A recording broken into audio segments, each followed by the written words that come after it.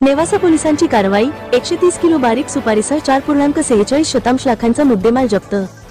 Nevasa police station हद्दीमध्ये मानवी आरोग्यास अपायकारक असणाऱ्या मावा व गुटखा बनविण्यासाठी वापरण्यात येणारी सुमारे 130 किलो बारीक कातरलेली सुपारी जप्त करण्यात आली आहे।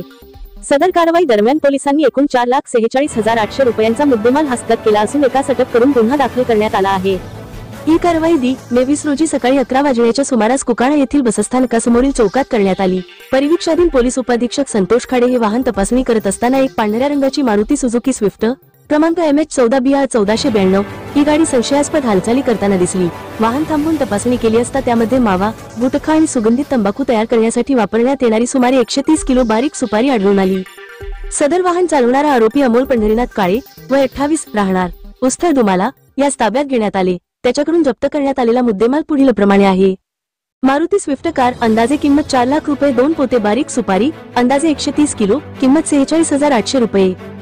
एकूण मुद्देमाल 4,46,800 रुपये। या घटनेप्रकरणी संबंधित व्यक्तीविरुद्ध नेवासा पोलीस ठाण्यात गुन्हा दाखल करण्यात आला असून जप्त केलेला मुद्देमाल पंचासमक्ष ताब्यात घेऊन कुकाणा दुर्गक्षेत्र पोलीस चौकीत ठेवण्यात आला आहे।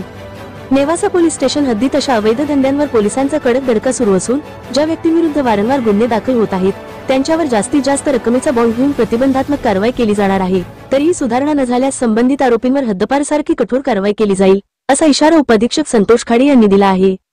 ही कारवाई पोलीस अधीक्षक राकेश ओला, अपर पोलीस अधीक्षक वैभव करुबमे आणि उपविभागीय पोलीस अधिकारी सुनील पाटील यांच्या मार्गदर्शनाखाली पोलीस उपअधीक्षक संतोष खाडे व त्यांच्या पथकाने यशस्वीरित्या पार पाडली आहे।